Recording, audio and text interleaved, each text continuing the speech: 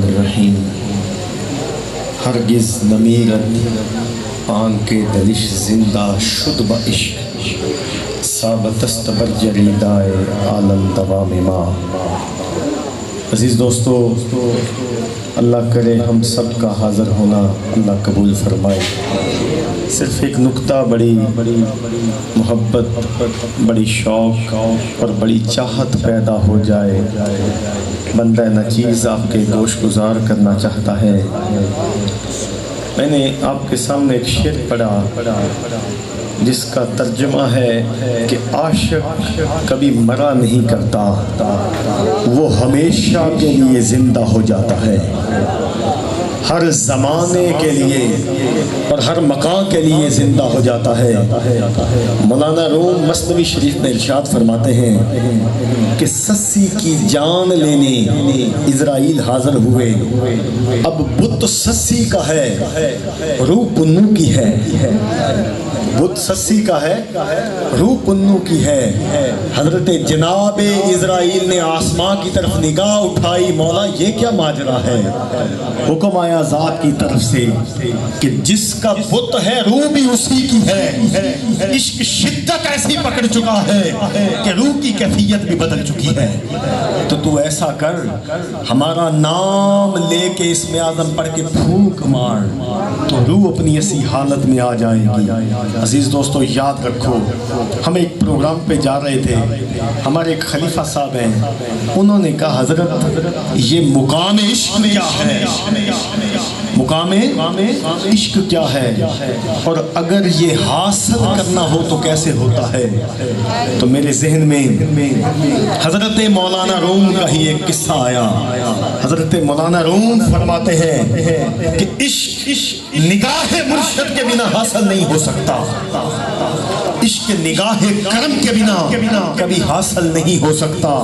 مولانا روم فرماتے ہیں، اور اس بندے نے مجھے کہا حضرت اگر عشق نگاہ مرشد کے بنا حاصل نہیں ہو سکتا تو پھر نگاہ مرشد کیسے حاصل ہوگی؟ پھر نگاہ مرشد کا حاصل ہونا کیسے ممکن ہے؟ تو میں نے کہا ذرا غور اور دل کو کان بنا کے سنو۔ حضرت مولانا روم ہی فرماتے ہیں کہ جناب عیسیٰ علیہ السلام گزر رہے تھے ایک جگہ سے، اور حضرت عیسیٰ کا گزر ہوا، ایک مالی تھا، مالی وہ پودوں کو نرم کر کے ان کو کھنگال رہا تھا۔ جب دیکھا کہ نبی عیسیٰ تشریف لا رہے ہیں، کھڑا ہو گیا اور ادب سے کھڑا ہو گیا۔ یاد رکھیں، ایک نکتہ عرض کرنے لگا ہوں، حضرت واصف علی واصف کہتے ہیں تمہیں علم ہو جائے کہ یہ بندہ یار کا ہے تو اس کی قربت حاصل کر لے، اگر وہ بندہ اس یار کا ہے تو تجھے وہ یار تک لے جائے گا، اس کی قربت حاصل کر لے۔ مولانا روم فرماتے ہیں مالی تڑپ اٹھا نبی عیسیٰ کو دیکھ کے، کھڑا ہو گیا، ہاتھ باندھ کے استقبال کیا اور کہا نبی اللہ زہ نصیب آپ ادھر کو تشریف لائے۔ اپنا کپڑا سر کا اتارا، بچھا دیا، پانی پیش کیا۔ اتنی ادب، اتنی توجہ اور اتنی محبت سے اس نے یہ ادائیں کی کہ حضرت عیسیٰ کا دل باغ باغ ہو گیا، اور حضرت عیسیٰ نے اس کی طرف توجہ مسکرا کے جو کی، دوڑ کے آیا، حضرت عیسیٰ کے ہاتھ پکڑ کے کہنے لگا نبی اللہ کے آگے ہاتھ تو اٹھا دیجئے کہ اللہ مجھے اپنا عشق دے دے۔ حضرت عیسیٰ نے لوہا جو تھا وہ نرم اتنا ہو چکا تھا کہ نہ کر سکے، ہاتھ اٹھے، اللہ کو کہا مولا اسے اپنے عشق کا جام پلا دے، اسے اپنے عشق کا جام پلا دے۔ اب حضرت عیسیٰ دعا دے کے چلے گئے۔ کبھی پھر مدت ہوئی تو ادھر سے گزرے اور لوگوں سے پوچھا، بستی والوں سے، ارے ادھر ایک بندہ تھا اس نام کا کدھر گیا؟ بستی والوں نے کہا حضرت وہ تو دیوانہ ہو گیا، وہ تو پاگل ہو گیا، مجنون ہو گیا۔ حضرت عیسیٰ کو جب وہ حالتیں بتانے لگے، کپڑے پھاڑ لیے، کھاتا کچھ نہیں، پیتا کچھ نہیں، دیوانہ وار جنگلوں میں رکھتا ہے، حضرت عیسیٰ کا دل بیٹھنے لگ گیا۔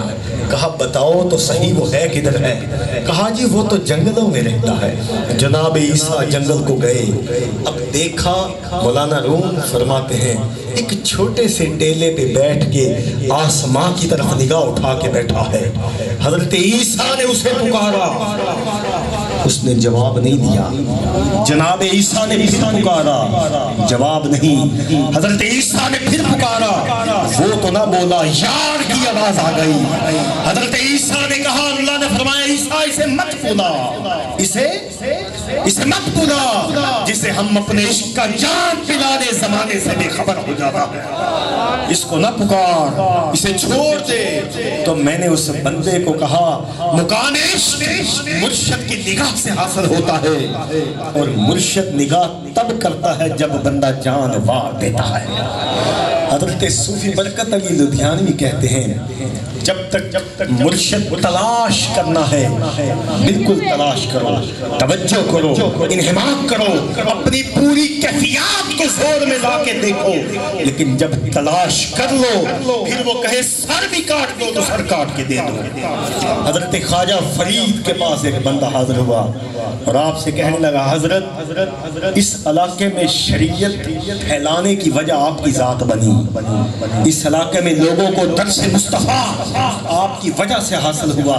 حضرت یہ تو بتائیں، یہ جو آپ نے کہا میرا عشق بھی تو تے یار بھی تو، میرا دین بھی تو، ایمان بھی تو، میرا قبلہ کعبہ مسجد منبر مصحف تے قرآن بھی تو، میرا دھرم بھی تو، میری شرم بھی تو، میرا مان بھی تو تے تران بھی تو۔ یہ کس کو کہا ہے؟ فرمایا اپنے مرشد کو کہا ہے۔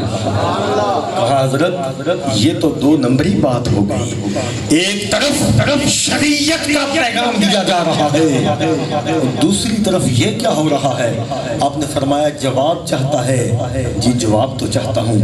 پھر جاؤں گا واصف علی واصف کے دربار پر، انہوں نے کہا دیوان عاشق کے پاس دل سنبھال کے جایا کرو، وہ اللہ کی پوری کائنات کو ایک پیالے میں لے کے بیٹھا ہوتا ہے۔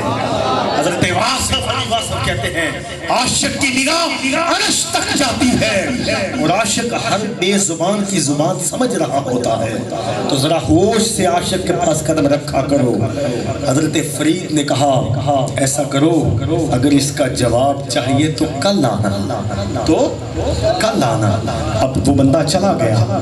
کل جو تشریف لا رہا تھا حضرت خواجہ فرید کے پاس آ رہا تھا، راستے میں دیکھا ایک جھگی واس بیٹھے ہیں، چرخہ کاٹ رہی اس کی ایک عورت اس جھگیوں والوں کی، بس ادھر ہی کھڑا ہو گیا اور اسی کو دیکھتا رہا، سارے کام بھول گیا، کھانا بھول گیا، توجہ بھول گیا، جو جتنے کام تھے دنیا داری کے اسی کو دیکھتا رہا۔ جب سورج نیچے ہو رہا تھا، اندھیرا چھا رہا تھا، یاد آیا کہ کس کام کو آیا تھا، دوڑ کے خواجہ فرید کے پاس گیا۔ حضرت جواب بتائیں، آپ نے فرمایا تجھے کہا تھا صبح آنا، کہا جی کوئی کام پڑ گیا، چلو پھر صبح آنا۔ اب 3 دن ایسے گزر گئے، ادھر سے آتا اس عورت کو تکتا رہتا، اسی کے عشق میں ایسی گرفتاری ہو گئی کہ سب بھول گیا تھا۔ اور حضرت خواجہ فرید کے پاس شام کو جا کے گلا دیتا، حضرت جواب کیوں نہیں دیتے؟ آپ نے فرمایا جا صبح جواب مل جائے گا، جا چلا جا صبح جواب مل جائے گا۔ اب صبح جو آیا دیکھا وہ جھگیاں نہیں ہیں، وہ خاتون نہیں ہے، وہ مجمع جم غفیر جھگیوں والوں کا ختم ہو گیا ہے، وہاں پہ تو ویرانہ چھا گیا ہے۔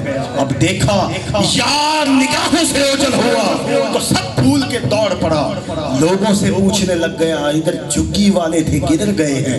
انہوں نے کہا اگلے گاؤں۔ دوڑ پڑا، اگلے گاؤں پہنچا، ارے ادھر جھگی والوں کا گزر ہوا ہو، کہا جی اگلے گاؤں، اگلے گاؤں، اگلے گاؤں۔ سارا دن گزر گیا، کوئی توجہ نہیں اپنے جسم کے لیے، کوئی توجہ نہیں کہ گرم دھوپ پڑ رہی ہے، کوئی توجہ نہیں کہ یار کی نماز پڑھنی ہے، سب بھول گیا، سب بھول گیا۔ اور دیکھا شام ہوئی، ایک جگہ جھگی باس بیٹھے ہیں، وہی عورت چرخہ کاٹ رہی ہے، وہی سارا ماجرا چل رہا ہے۔ اس عورت کو اشارہ کر کے بلایا، وہ عورت قریب آئی، اس نے کہا وہ جو درخت نظر آ رہا ہے نا ادھر چلے جاؤ، جب رات کا سناٹا چھا جائے گا تو میں تیرے پاس آؤں گا۔ چلا گیا، اب رات کا سناٹا چھا گیا، زمانہ سو گیا، اندھیرا چھا گیا، چپ کا عالم ہو گیا۔ اب وہ خاتون جو آئی آ کے اس کے لیے چولی کا پیالہ بھر کے لائی کہ میرا دیوانہ بھوکا ہے، عاشق میرا پروانہ بھوکا ہے، پیاس لگی ہوگی، چولی پیش کی۔ اس نے کہا چولی چھوڑ دے، پانی چھوڑ دے، مجھے اپنے سینے سے لگا لے، میرے عشق کی آگ کم ہو۔ اس نے پیالہ رکھ دیا، اپنے بازو کھول دیے، سینے لگا، جب آنکھ کھلی تو خواجہ فرید کھڑے تھے۔ آپ نے فرمایا ارے نادان، یہ تیری اوقات ہے، ایک مجازی عشق رکھنے والی خاتون کے پیچھے تجھے فکر نہیں نماز کی، تجھے فکر نہیں صبح کی، تجھے فکر نہیں شام کی۔ ارے تیرا یہ حال ہے، جس نے مجھے یار کا جلوہ دکھایا، میں کیوں نہ کہوں میرا عشق بھی تو تے یار بھی تو۔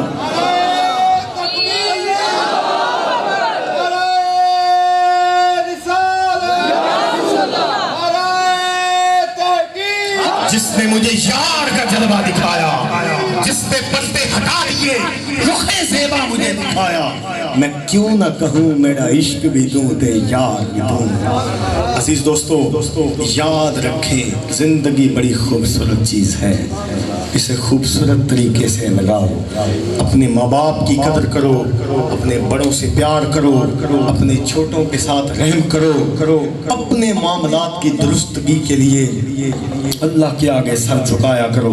میرا رب کہتا ہے جو میرے آگے جھکتا ہے زمانہ اس کے آگے جھکتا ہے۔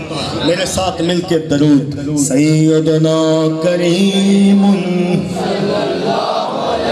وسلم، سیدنا کریم علیہ وسلم، سیدنا کریم صلی اللہ علیہ وسلم، سیدنا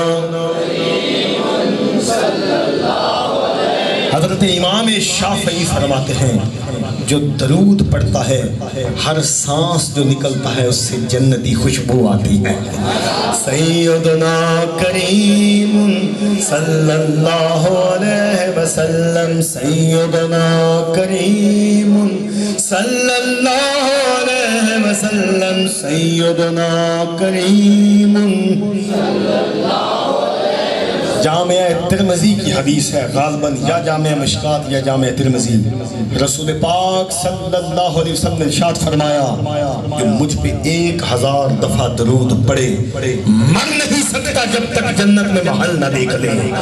سیدنا کریم صلی اللہ علیہ وسلم، سیدنا صلی اللہ علیہ وسلم، سیدنا کریم۔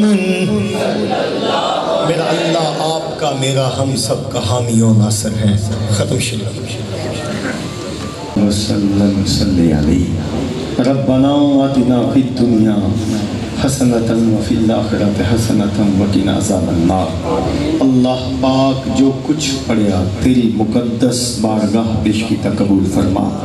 میرے مالک تیرے کرم دی بارگاہ دے وچ عرض گزار بندہ ناچیز، میرے مالک دربار گوہربار شہنشاہ عالی مقام رسول محمد صلی اللہ علیہ وسلم آپ دے حضور ناز پیش کیتا قبول فرما۔ میرے مالک اساں جتنے لوگ حاضر، تیرا وعدہ کہ جو میری خاطر جڑ کے بیٹھن گے جس دن حشر نو کوئی سایہ نہ ہوئے گا، میں انہوں نے اپنے تخت دا سایہ نصیب فرماؤں گا۔ میرے مالک ساڑھے سب دا جڑ بیٹھنا وجہ تیری ذات ہے، ساڑھا بیٹھنا قبول فرما۔ جو بیمار اللہ سب نے شفا عطا فرما، جو پریشان حال سب دی پریشانی دور فرما۔ میرے گنج شکر مسعود بابا فرید ویڑے شاد و آباد فرما۔ میرے بابا جی دی روحانی جانی اولاد میں سلامت فرما۔ یا اللہ اس محفل جتنے لوگ حاضر ہوئے اللہ جو دکھی سب کے دکھ دور فرما دے، جو قرضدار تیرے نام اللہ جل جلالہ دا واسطہ اللہ سب دے قرض معاف فرما دے، اللہ سب دے قرض دور فرما دے، بے اولادہ زندگی والی اولاد عطا فرما۔ میرے مالک جو خواہش مند بیٹے آندے پیغمبر ابراہیم علیہ السلام دا صدقہ سب دو بیٹے عطا فرما، مالک سارے گھران سکون عطا فرما۔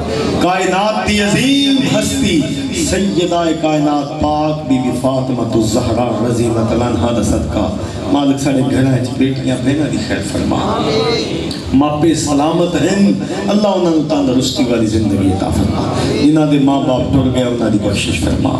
یا اللہ کریم تو بڑا رحیم ہے، میرے مالک تو بڑا کریم ہے، تو بڑا لجپال ہے، مالک تیرا وعدہ ہے انک لا تخلف المیعاد، تو وعدے نہیں توڑتا، مالک تیرا وعدہ ہے جو میرے سپرد کرو میں اس کا حافظ ہو جانا۔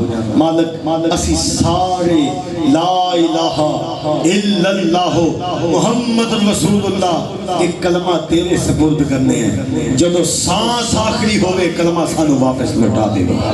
اللہ پاک ساڑی یہ دعا قبول فرما، وصلی اللہ علی حبیبہ خیر خلقہ محمد اجمعین۔ اللہ محمد چار یار حاجی خواجہ قطب فرید